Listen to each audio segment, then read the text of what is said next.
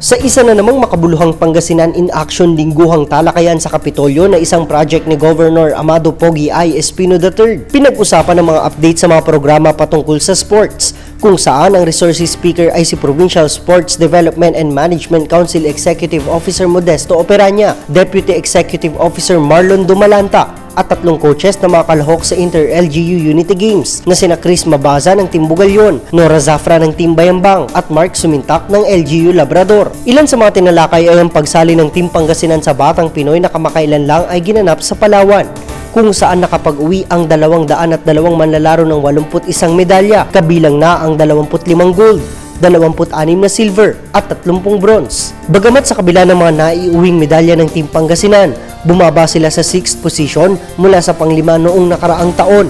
Ayon kay Ginoong Operanya, malaking epekto dito ang pagtanggal sa biking event. Ang sports event ng cycling ay biglang kinansil po yung road race.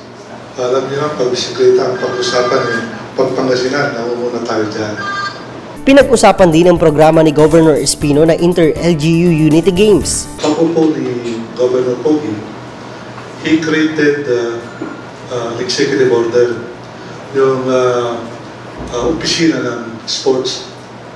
So, nakita ng mga sports opisinados, mga mahilig sa sports, na talagang may sinceridad ng ating governor. Kaya halos lahat ng LGUs, lalo ng mga players natin, talagang damdam nila yung suporta ng ating mga governor. Ibinahagi naman ng tatlong coaches ang kanilang naging preparasyon para sa championship game. Sipag lang po. Sipag sa ensayo. May kalalabasan naman yung sipag sa ensayo. Lahat po ng every team is manalo. Kaya lang, yung dedication nila doon sa pinasok nila na laro, ibigay naman nila yung best nila. Tiyaga at sipag. Disiplina. Huwag tayong magmalaki sa isa't isa.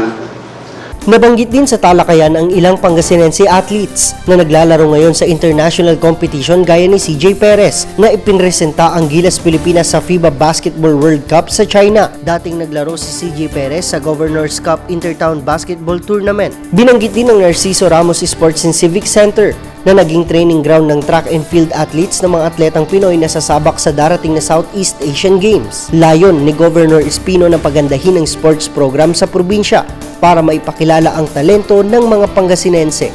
Para sa Capitol News TV, Edward Quinto.